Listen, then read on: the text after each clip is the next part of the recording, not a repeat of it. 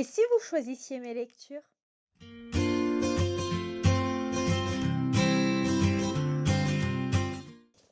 Hello maître érudit de la citadelle, je suis ravie de vous retrouver aujourd'hui pour une nouvelle vidéo qui sera un vlog où je vais vous parler des lectures que vous m'avez choisies sur Instagram. Il y a une petite semaine de ça pour moi, un peu plus pour vous, je vous ai posé comme question sur Instagram quels étaient les livres de ma pile de service de presse que je devais lire et vous chroniquer le plus rapidement possible sur YouTube.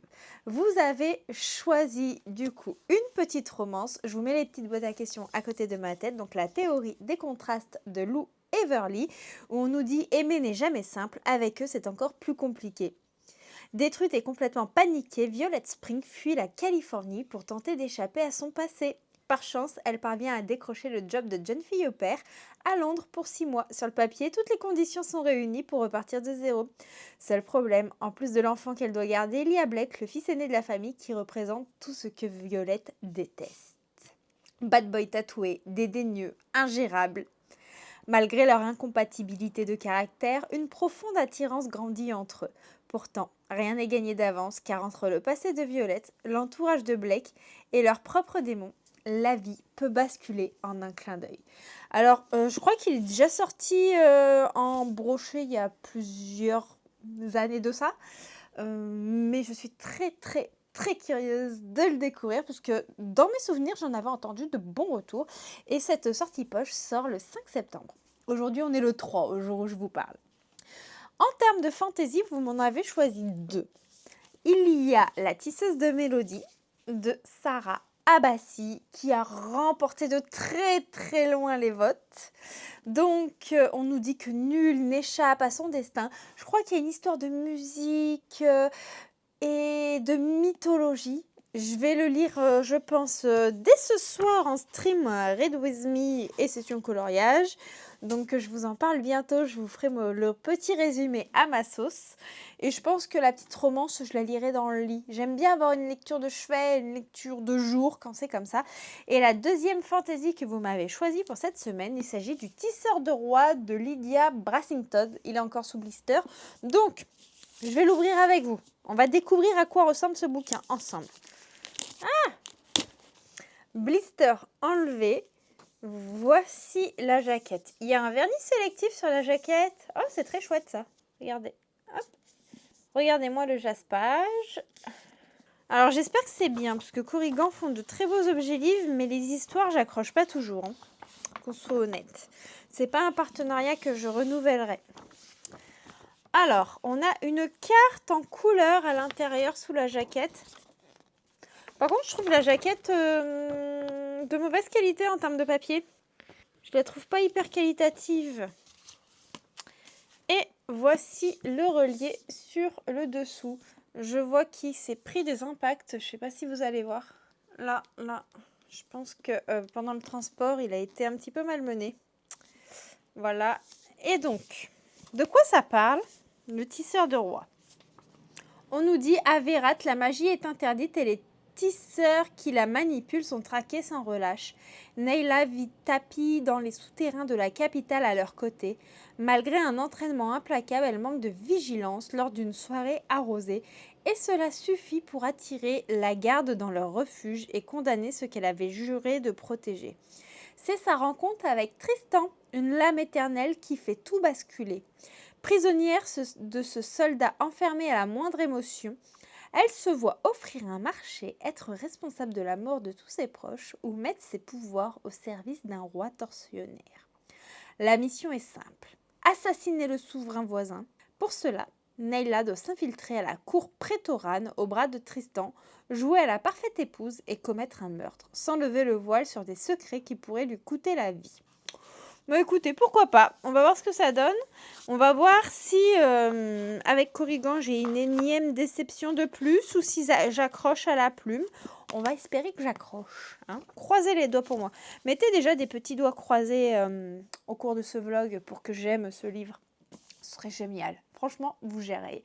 Sur ce, je vais vous laisser là pour aujourd'hui. N'hésitez pas à liker, commenter, partager la vidéo et à vous abonner si ce n'est pas déjà fait. Ce serait vraiment super pour pouvoir soutenir la chaîne.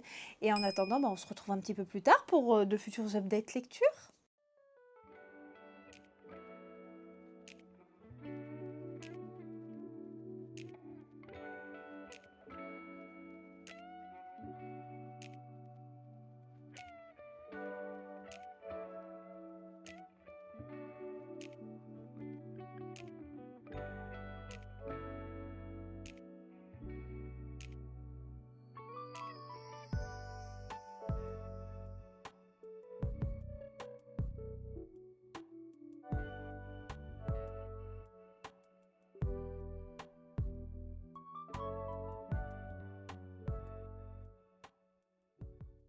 Je vous retrouve, on est mercredi, on est en début d'après-midi, j'ai une cliente qui va pas tarder à arriver, mais avant ça, j'avais envie de vous faire un petit update et de tourner également la vidéo point lecture pour vous la publier le samedi.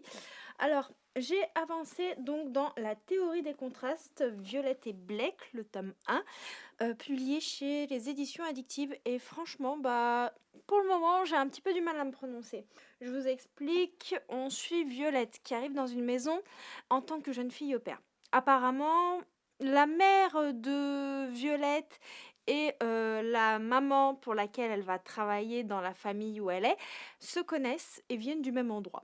Je ne connais pas les raisons plus en détail, mais c'est surtout que on va rencontrer des thématiques assez difficiles qui vont toucher à tout ce qui est violence conjugale. On sent que notre héroïne elle a un passé assez compliqué et elle va faire la connaissance de manière assez inattendue avec Blake, le fils un petit peu mal aimé de la famille, si je peux dire ça comme ça. Disons que celui-ci va arriver dans la maison de son père de manière inopportune, puisqu'il était censé être à la fac, suivre ses études et tout ça, vous voyez le topo. Sauf que celui-ci s'est fait virer. Et quand celui-ci s'est fait virer, il va débarquer et en fait, Violette a été dans sa chambre et tout ça. Donc, il y a des péripéties qui vont se créer déjà de manière très tendue entre les personnages. Et je suis pas sûre d'apprécier la façon dont Blake se comporte au début. Mais c'est le début et je suppose qu'ils vont finir par se rapprocher. Donc bon, j'en suis au chapitre 4. Après, c'est assez addictif, ça se lit bien. Personnellement, j'ai l'envie d'y retourner. Donc bon, on va voir ce que ça donne, mais je pense qu'il y a du potentiel. Et j'ai commencé hier soir en live Twitch La tisseuse de mélodie, donc de Sarah Abbassi. La plume est hyper poétique. C'est vraiment visuel, poétique. Alors là, je suis au chapitre 4 également. Ne me demandez pas pourquoi, je suis au chapitre 4 dans toute ma lecture. Après le chapitre 3, je me dis que la suite va être plus palpitante. Au départ, en live Twitch, on me demandait alors qu'est-ce que t'en penses? Je fais pas pour l'instant. J'ai un petit peu du mal puisque les pages sont très très blanches. Et personnellement, quand les pages sont si blanches que ça, moi, visuellement, ça me fatigue. Je suis du genre à être très facilement fatiguée par la couleur et j'aime bien quand c'est plus blanc cassé. Par exemple, là, on est plus sur un blanc cassé beige que sur du blanc. Et je trouve ça beaucoup plus agréable à la lecture. Quand c'est vraiment blanc, papier, imprimante, j'ai beaucoup plus de mal. Alors, on a une plume qui est vraiment poétique, hypnotique. Et il y a quelque chose de sacré et de très musical dans cette lecture. Et je trouve ça hyper positif. On sent que il y a le côté religieux qui rentre vraiment en compte avec les divinités, mais ça reste assez flou. On sent le pouvoir de la musique. Mais pareil, c'est flou pour le moment. C'est très très flou, mais c'est plaisant à lire. Je vais vous citer une petite partie non spoilante du début qui m'a personnellement hypnotisée. Au travers des 7 royaumes, la magie de la musique est universelle et accessible à tous. Elle réside dans des compositions musicales et existe au travers d'instruments qui permettent de lancer des sortilèges. Les dieux sont détenteurs d'une source de magie. Chacun des 7 divinités lègue un héritage à 50 individus nés sur ces terres. Ces individus sont les porteurs de dons. La sélection de ces porteurs demeure enveloppée de mystères, basée sur des critères inconnus. Dès leur naissance, ils portent en eux un fragment de l'âme de leur Dieu, un héritage qui s'éveille au cours de leur existence, leur conférant des pouvoirs uniques et extraordinaires. Voilà. Il y a ce petit côté mystique dans le bouquin. Enfin bref, là j'en suis exactement à la page 41. Donc j'espère pouvoir le continuer ce soir pour vous en dire des nouvelles. Hello, je vous retrouve, on est dimanche soir. Oui, ça fait un petit moment que je vous ai pas pris. Je sais même plus quel est le dernier jour où je vous ai parlé dans ce vlog-là, mais tout simplement parce que je crois que j'ai vraiment beaucoup de mal à reprendre le rythme avec la rentrée scolaire, avec le fait que je jongle entre mes différents boulots. Il faut dire que c'est très prenant, très énergivore et j'étais très fatiguée cette semaine. De ce fait, bah forcément, j'ai accordé un petit peu moins de temps à la caméra. Il va falloir que je me réorganise. La différence avec l'année dernière, c'est que l'année dernière, même si je jonglais avec tous ces emplois-là, j'avais moins de clientes que cette année, ce qui est très positif pour moi. Mais aussi, en termes de fatigue, c'est beaucoup plus intense. Bon, là, vous me voyez vraiment nature peinture, sans maquillage. J'ai des cernes de 36 mètres de long. J'ai une tête à faire peur, mais c'est pas grave. Ne jugez pas ma tête de fatiguée. On est dimanche soir et je suis assez contente parce que hormis la partie où j'ai planifié tout cet après-midi mon contenu des réseaux sociaux, le dimanche après-midi c'est souvent à ça qu'il me sert actuellement étant donné que la semaine je n'ai pas forcément trop le temps de m'y atteler. Donc je me prends bien 2 à 3 heures pour faire la planification des posts Insta, que ce soit pour la partie onglerie comme pour la partie livresque, faire mes plannings, regarder comment je vais tourner mes vidéos YouTube pour que tout soit prêt et que par exemple le lundi matin avant d'aller bosser j'ai le temps de tourner ma vidéo. Enfin voilà, c'est un gros schmilblick. Je vais essayer de vous faire une vidéo un petit peu sur mon organisation livresque. J'essaie de remédier à pas mal de choses et ça m'aide énormément. Donc si ça vous intéresse, n'hésitez pas à me le dire. Je vous ferai peut-être du contenu là-dessus. Et toutefois, vous, ce qui vous intéresse ici, c'est le contenu sur mes lectures et notamment celles que vous m'avez choisies. Donc c'est ce que je vais faire actuellement. On va commencer par le livre sur lequel je n'ai rien à vous dire. Il s'agit de La tisseuse de mélodie de Sarah Abbasi. Pourquoi je dis que je n'ai rien à vous dire? Tout simplement parce qu'en fait, j'ai pas encore avancé sur cette lecture depuis la dernière fois que je vous ai parlé. Pourquoi je n'ai pas avancé sur cette lecture? Parce que je n'ai pas eu beaucoup le temps et comme c'est une fantaisie, j'ai pas envie de bâcler ma lecture de fantaisie et je dois dire que j'ai enchaîné beaucoup de fantaisie cet été et là j'avais envie de me plonger vraiment dans une petite romance et c'est pour ça que j'ai presque déglingué la théorie des contrastes de Lou Everly. J'ai pas eu énormément le temps de lire depuis jeudi, je crois, mais j'ai déglingué quasiment tout ça, là, ce matin, ce qui est plutôt positif. On va pas se mentir. Il me reste donc à lire, je suis à la page 371 et il me reste un peu moins de 100 pages puisque il y a 458 pages. Donc, je pense que je le finis ce soir. Et une fois que je le termine, je reprends la tisseuse mélodie, sachant que ce soir on est dimanche, donc ça veut dire à 21h live Twitch. Donc read with me, donc aucune excuse pour ne pas avancer dans ma lecture. Vous voyez le deal. Alors, pour la théorie des contrastes, c'est une bonne surprise. Il y a des petites choses qui me font un peu grincer des dents, parce que c'est des choses qui sont vues et revues en romance, mais en même temps, je ne peux pas juger le livre par rapport à ça, parce que je lis une romance, donc en termes d'originalité, en termes de surprise, en termes de clichés, forcément, on va retrouver un petit peu les mêmes choses. On va retrouver la relation conflictuelle entre, par exemple, notre personnage masculin Blake et ses parents qui ne peuvent pas s'encadrer, qui a un lourd passé, qui a des non-dits, qui a un grand manque de communication. On va retrouver nos relations qui jouent entre le chaud et le froid. On va retrouver des personnages abîmés, mais qui vont savoir se parler, se comprendre sur ces choses-là. Et je dois dire que moi, je passe un très bon moment. Alors oui, je pense qu'il y a quand même quelques longueurs. Pour moi, on pourrait bien enlever 50 pages à l'histoire. Pas plus, puisque je dois dire que j'aime bien parce qu'on reste quand même sur du slow burn. Et donc, on est sur une relation qui prend son temps, qui ne se développe pas trop vite. Et j'apprécie ça. J'apprécie les thématiques qui sont exploitées à l'intérieur de ce roman. On voit que Violette, c'est une jeune femme qui est traumatisée suite à son vécu et c'est très émouvant. Personnellement, moi, je me laisse attendrir beaucoup par son vécu, alors qu'elle est jeune, qu'elle n'a pas encore vécu la vie de couple dans le sens où on vit ensemble, mais on nous montre que même si c'est des adolescents, des jeunes adultes là, parce qu'ils ont 18 ans, on peut être victime de violences conjugales sans vivre ensemble parce que son petit ami, ça n'empêche pas qu'il ait eu des paroles et des gestes qui n'auraient jamais dû avoir lieu.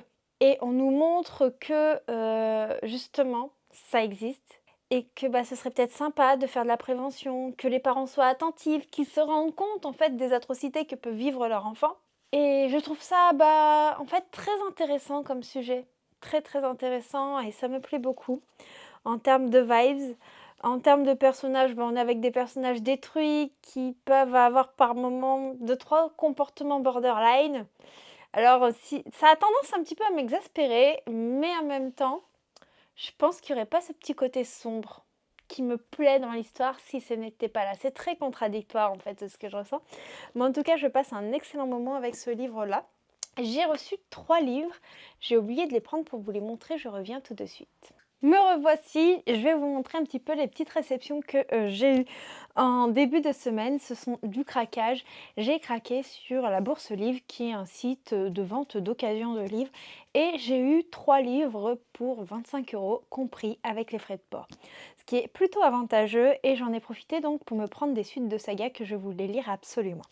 Je vais commencer par l'incontournable Robin Hobb avec l'intégrale 2 des Aventuriers de la Mer que j'ai eu pour 16 €. Il coûte 18,70 €, mais en vrai ça vaut vraiment le coup. Et étant donné que je suis en train d'écouter l'audio du tome 4 qui fait partie de cette intégrale, enfin non, j'ai fini d'écouter l'audio, mais je vous en parlerai pas dans ce vlog parce que ce n'est pas le sujet. Je vais attaquer le tome 5 et donc j'aime avoir le format papier sous la main, surtout que des fois quand je lis en audio, j'aime bien reprendre ma lecture un peu en papier, notamment quand c'est de la fantaisie pour pouvoir voir certains détails ou j'aime bien des fois switcher entre les deux formats, donc c'est pour ça que quand je lis en audio, j'aime bien avoir le papier sous la main. Et c'est aussi une des raisons pour laquelle lors des updates lecture, je vous parle toujours en nombre de pages et pas en heures d'écoute parce que je switch vraiment sur les deux formats et c'est très compliqué de faire des stats exactement nombre d'heures écoutées, nombre d'heures lues sur tel ou tel livre parce que vraiment je jongle vraiment entre tous les formats. Et les autres craquages, c'est en lien avec mon dernier coup de cœur. Je vous en ai parlé en point lecture sur YouTube, mais je vous ai également parlé de ces livres-là dans un vlog réservé aux maîtres de la citadelle. N'hésitez pas, si jamais ça vous intéresse, d'avoir du contenu exclusif et les vidéos en avance. C'est dans les petites souscriptions. Je crois que c'est à peu près pour 3 € par mois de mémoire. Voilà, ce n'est absolument pas obligatoire parce que tout mon contenu habituel reste gratuit. C'est juste un petit plus pour ceux qui me soutiennent. Et donc, je leur avais fait un vlog sur ce titre. Il s'agit de La Voix des Ombres de Brent Winks, donc de la saga L'Ange de la Nuit. Et donc, comme il y a des nouvelles couvertures et que je possède l'ancienne et les nouvelles, j'avais très envie d'avoir les anciennes couvertures également. Donc, j'ai le tome 2 et le tome 3 d'occasion. Alors, pour le coup, ils valent 9,9 € chacun. Et je les ai eus pour 4 € l'un et 5 € l'autre, quelque chose comme ça. Et en vrai, j'ai fait quand même de très très belles économies. Ils sont en très très bon état. Franchement, il n'y a rien à dire pour de l'occasion. Je vous laisse mater un petit peu ces objets livres.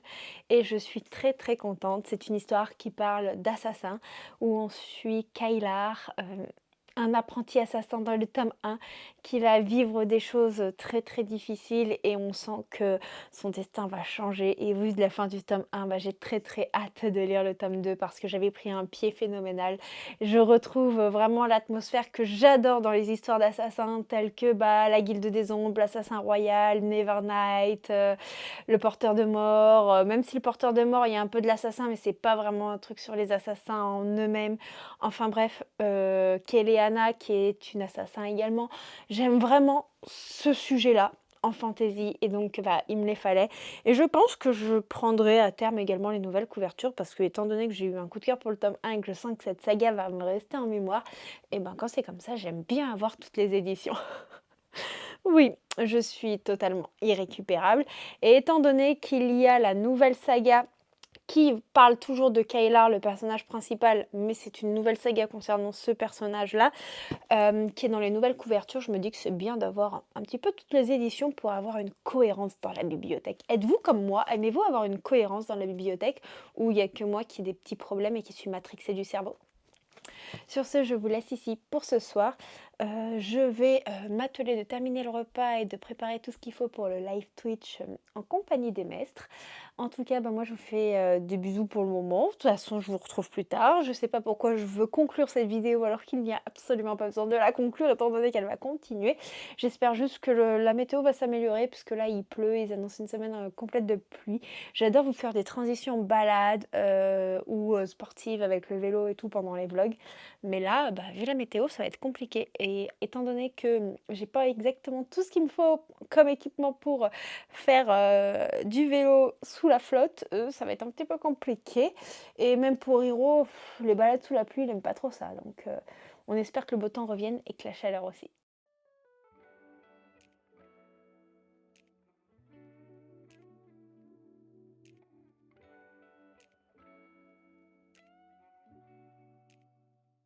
Ça y est, j'ai terminé la théorie des contrastes de Lou Everly chez Addictive, le premier tome.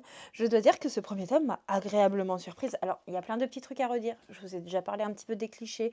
Je vous ai déjà parlé un petit peu, pour moi, qu'on pourrait enlever un peu 50 pages de longueur. Mais par contre, les thématiques me plaisent beaucoup. J'aime beaucoup le contraste justement entre les personnages. J'aime beaucoup le fait qu'ils ont peur de s'avouer des choses, de peur de foirer la relation, alors que c'est le fait qu'il n'y ait pas cette communication en réalité qui peut tout faire foirer. On se sait dans les romances, on connaît le truc. Toutefois, bah, je dois dire que la fin m'a scotché. Je m'attendais pas à ça. Et c'est plutôt agréable en fait. C'est plutôt agréable. Et donc, quand j'ai fini ce titre hier, je me suis dit: «Mais quand sort le tome 2?» Et j'ai regardé, il sortira en novembre en version poche. Le brochet existe, mais étant donné que j'ai reçu le poche en service de presse, je ne vais pas investir dans le tome 2 en brochet. Je vais attendre que le tome 2 en poche sorte, histoire que ce soit harmonieux dans la bibliothèque. Vous voyez un petit peu le truc? Mais en tout cas, j'ai beaucoup aimé les personnages. J'ai beaucoup aimé la façon dont Blake est perçu en début de l'histoire et la façon dont on le perçoit plus tard. Je trouve que, quand on dit qu'il faut pas se fier aux apparences, ça pourrait pas être plus vrai et j'ai vraiment aimé cela. Alors on s'en doute, hein, je vous spoile pas, je vous dis rien de plus de ce qu'il y a noté dans le résumé. Mais en tout cas, l'histoire, elle est vraiment captivante. L'histoire, elle est immersive et les pages se tournent toutes seules, ce qui est plutôt très positif. J'ai avancé un petit peu dans la tisseuse de mélodie, mais pour le moment, je peux pas vous en dire grand-chose. Je trouve qu'on est vraiment sur une écriture dense, c'est pas forcément quelque chose de très page turner. Attendez, je vais couper mon réveil départ qui me dit qu'il faut que je parte à l'école maternelle. Ouais, on n'est pas, forcément sur quelque chose de très, très, très page turner. On n'est pas sur, une écriture, très immersive en termes de dialogue, en termes d'implication du lecteur. On est sur quelque chose qui prend le temps de dépeindre et qui est assez descriptif. De ce fait, bah, c'est une lecture qui prend du temps. Donc je pense que je m'y pencherai un petit peu dans la soirée. Et je vais pas commencer tout de suite la tisseuse de roi puisque je veux pas mélanger les 2 univers de fantasy. Donc là, on va se concentrer sur la tisseuse de mélodie. J'espère la finir à temps pour vous publier cette vidéo et avoir le temps de commencer le tisseur du roi pour vous faire un update. Sinon, bah, vous aurez mon update que sur 2 titres. Enfin, on verra comment ça se profile. En tout cas, bah, n'hésitez pas à me dire si vous avez lu le brochet, de la théorie des contrastes ou si le poche vous intéresse. Et on se retrouve un petit peu plus tard pour avancer, dans la tisseuse de mélodie. Sur ce, je vais partir travailler, je vais éviter d'arriver en retard. Je vous fais des bisous et on se retrouve tout à l'heure pour vous.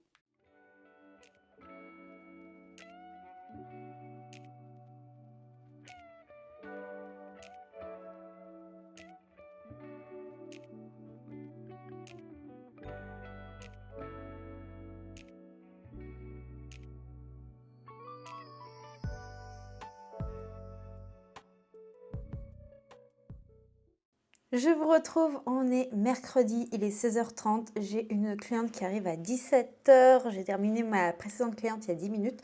Là, je me suis mise sur l'ordinateur pour faire un petit peu du montage vidéo, histoire que vous ayez les vidéos YouTube bien à temps le samedi.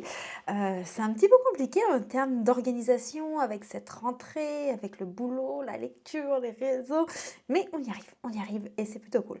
Je venais vous faire un petit update parce que j'ai abandonné la tisseuse de mélodie de Sarah Abbasi. L'univers est hyper intéressant. La plume, en soi, elle est jolie, elle a un petit truc, mais elle est lourde. Elle est très lourde en description. Ce qui fait que je me sors de l'histoire, j'ai pas envie d'y retourner. J'ai l'impression en fait que pour moi c'est une sorte de punition de continuer de lire. Je sais pas si vous voyez ce que je veux dire. En fait, il y a énormément de descriptions pour pas forcément que ça apporte grand-chose à l'histoire. Et c'est des descriptions qui vont nous décrire la moindre respiration, le moindre geste de notre héroïne, le moindre décor. Et autant ça peut apporter un petit plus, ça peut rajouter de l'intensité à un récit, autant ça peut être lourd, ça peut être pesant, ça peut vous sortir complètement du récit. Et je commençais à avancer en tournant les pages et je m'apercevais qu'en fait j'étais en train de sauter toutes les descriptions, que je passais directement au dialogue, sauf qu'en fait si je lis que les dialogues, il me manque quand même un petit peu des choses. Et de ce fait, bah ouais, c'est dommage, j'avais vraiment très très envie d'aimer ce livre. Mais je suis désolée, mes maîtres et mes érudits, hein, ça ne l'a malheureusement pas fait. J'ai beaucoup de mal à me concentrer. On est sur un super objet livre, on a un univers hyper prometteur, on a l'immersion dans la musique qui est bien présente, on a une héroïne Shona qui a l'air d'avoir un sacré passé avec beaucoup de bagages, mais ces descriptions me sortent du récit, me coupent de l'émotion et j'accroche pas à la plume, mais je sais que c'est un livre, à mon avis, où des personnes peuvent adorer. Je pense que cette histoire, c'est soit ça passe, soit ça casse. Avec moi, malheureusement, ça a cassé. Mais je pense que ça pourrait plaire à beaucoup. Mais sachez que c'est hyper contemplatif. Donc, lancez-vous dans cette histoire si elle vous fait envie, en prenant conscience de ça. Et si le style contemplatif et si les grosses descriptions avec énormément de détails ne vous gênent pas, ça va vous plaire. Par contre, si vous êtes plus du genre à être un lecteur, lectrice de récits page-turner, ça va vous déranger. Moi, je suis un peu une entre-deux, c'est-à-dire que j'aime les descriptions, mais j'aime pas que les descriptions soient lourdes. Donc voilà. Sur ce, je vous laisse. J'ai encore un petit peu de travail et j'espère commencer le Tisseur du Roi très rapidement pour vous en parler.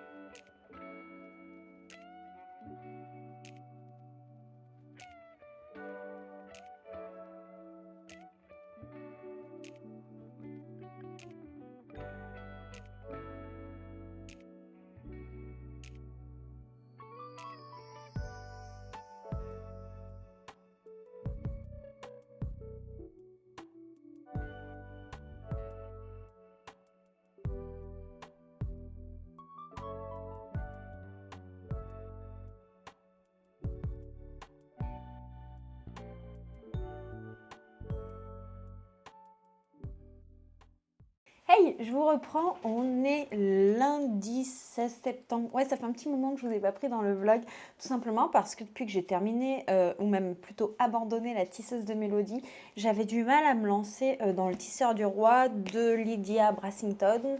Donc là, vous le voyez sans la jaquette, vous voyez le jaspage. J'avais beaucoup de mal puisque j'ai eu beaucoup de déceptions cette année avec Corrigan. Je me suis rendu compte que c'était une maison d'édition qui finalement ne me convenait peut-être pas en termes de romantaisie.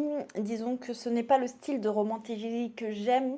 Je vous ai fait une vidéo d'ailleurs sur la romantaisie ce mois-ci. Vous avez été très nombreux à réagir et je vous en remercie de l'accueil que vous avez fait à cette vidéo. Je crois que c'est la vidéo qui a les meilleures stats sur toute ma chaîne. Depuis le début de ma chaîne, c'est celle qui a fait le meilleur démarrage. Et merci beaucoup parce que ça m'a pris un petit peu du temps, même si elle est courte, pour vous la préparer et tout ça.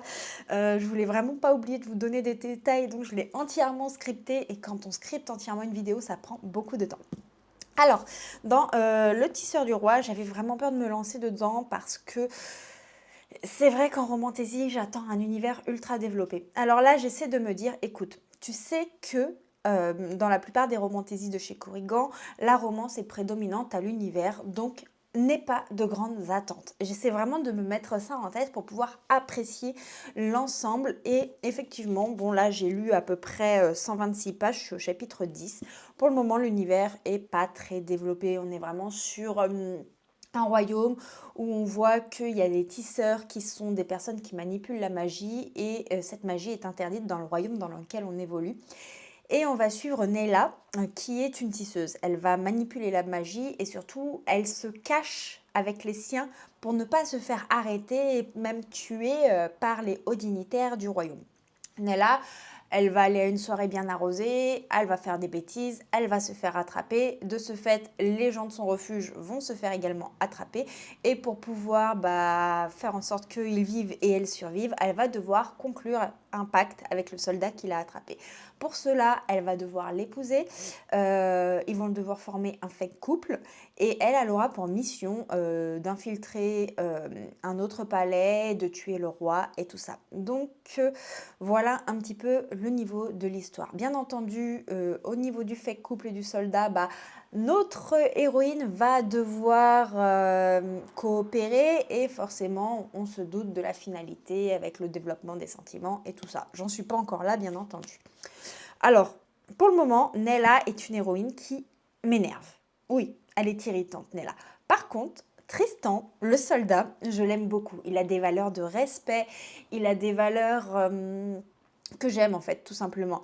C'est un homme qui ne veut pas coucher avec son épouse, tout simplement parce qu'il n'y a pas de sentiment, il veut pas qu'elle se sente obligée de faire la chose avec lui, et je trouve ça hyper appréciable. À voir ce que ça donne par la suite, mais c'est un personnage qui m'intéresse beaucoup.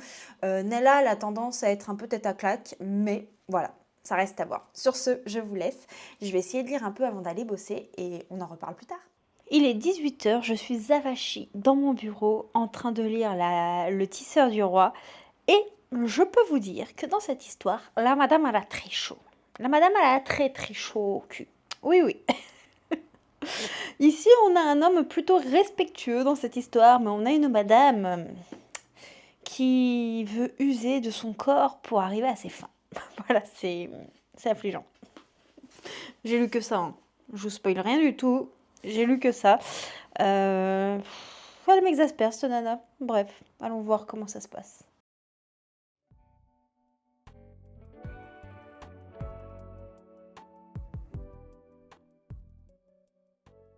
Ça y est, j'en ai lu à peu près 50%. Pour le moment, je suis pas convaincue. Je m'ennuie. Je trouve qu'il se passe pas grand-chose. On a vraiment des personnages qui jouent au jeu du chat et de la souris. En termes d'univers, bon, forcément, c'est pas hyper développé. On développe surtout l'attirance qu'a notre héroïne envers notre héros et un petit peu des éléments de leur voyage, mais en termes d'incidence sociopolitique, en termes de quête, de mission, je m'ennuie. Voilà, il se passe pas grand-chose pour le moment. À voir si ça se débloque sur la suite. Après, on est sur un premier tome. Donc, qui dit premier tome, dit tome d'introduction, dit c'est normal aussi que ça prenne son temps sur certains éléments. Toutefois, vu la tournure que prend la relation entre les personnages, je ne qualifierais pas ça de slow burn. On n'est pas dans du coup de foudre, des personnages qui matchent tout de suite, mais on n'est pas non plus dans du slow burn, je trouve. Voilà, à voir comment ça se développe. Je suis sceptique. Bon, après, j'avoue que je le sentais avant même de commencer ce livre. Donc on va aller se promener avec Hiro, on va aller marcher un peu avant qu'il fasse nuit et puis je le reprendrai dans la soirée et je vous en reparlerai à ce moment-là.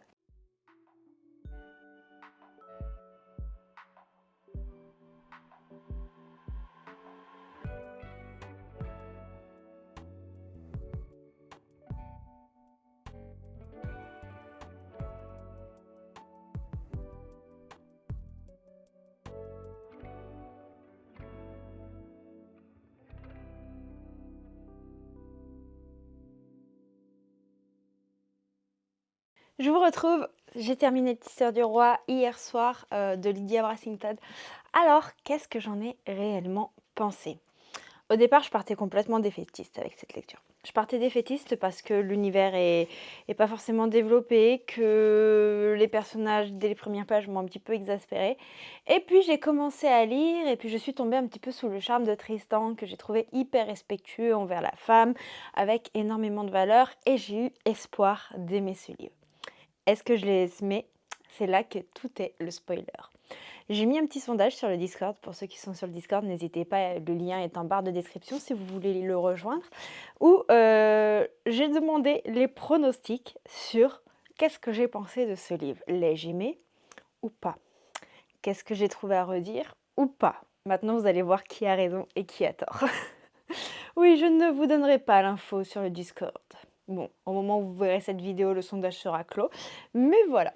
Donc, alors, au niveau de cette lecture, le potentiel, il est là. Le côté page turner, il est là. La beauté de l'objet livre, elle est là. Les personnages, ils sont intéressants de base. Mais est-ce que cela a suffi? Malheureusement non. Alors, j'ai eu l'impression de lire une romance plutôt qu'une romantaisie, plutôt qu'une fantaisie. C'est-à-dire qu'il doit y avoir à peine 20% de fantaisie dans ce livre. Les 80 autres pourcents, ce sont de la romance. Et la romance, elle manque un petit peu de slow burn. J'ai trouvé que les personnages, ils étaient déjà dans « Oh, il m'attire, oh, il me plaît, oh, j'ai des papillons dans le ventre ». Enfin, ça, c'est surtout notre héroïne. Et je vous jure, ça m'a fait lever les yeux au ciel, un nombre incalculable de fois.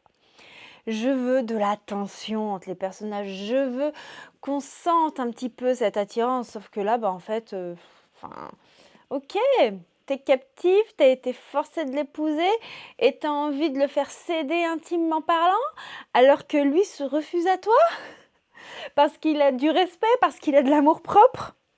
Désolée, mes mots, des fois, ils sont un peu durs, mais je vous parle de mon ressenti, il m'est totalement propre. Si vous avez aimé ce livre, franchement, je suis hyper contente pour vous. Je suis hyper contente que vous fassiez des bonnes lectures. Je suis hyper contente quand vous me dites « mais moi j'ai aimé un livre que tu n'as pas aimé ». Parce que n'oublions pas, un avis lecture est propre à chacun. Et l'avis que je vous relate, c'est le mien. C'est le mien. C'est pas le vôtre, c'est le mien. C'est-à-dire que vous pouvez être d'accord comme vous pouvez être totalement pas d'accord. Et c'est ok. Donc, voilà, ça m'a un petit peu énervée. Tristan, au départ, je l'aimais beaucoup.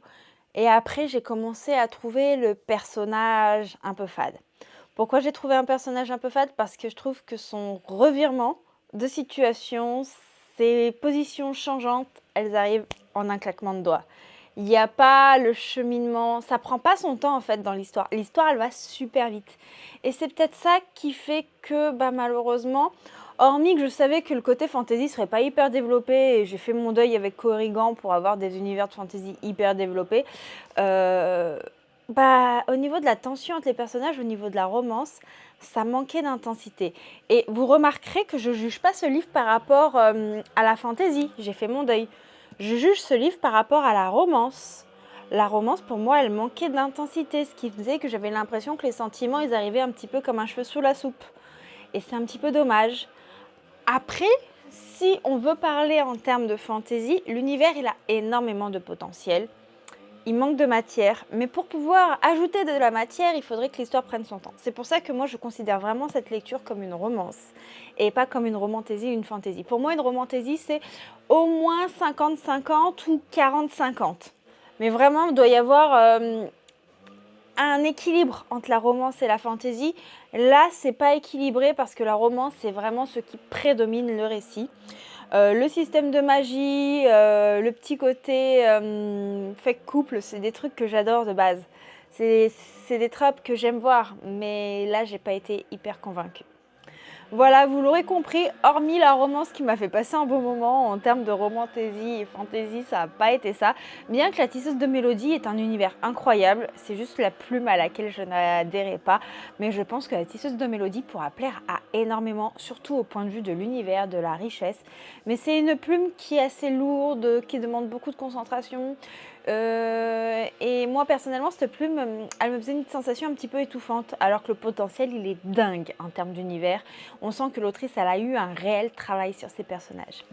J'espère en tout cas que ce vlog, vous avez voté pour mes lectures, vous aura plu. En tout cas, moi j'ai pris beaucoup de plaisir à vous le tourner, même s'il est un petit peu décousu en termes de jours de lecture. Vous vous en rendrez peut-être pas forcément compte, mais c'est vrai qu'avec la reprise de l'école maternelle, mon activité d'auto-entrepreneur dans l'onglerie, les réseaux sociaux et tout ça, c'est pas toujours facile de jongler avec tout, et je dors très peu, ce qui fait que par moments, mon esprit n'est pas capable de se concentrer sur une lecture.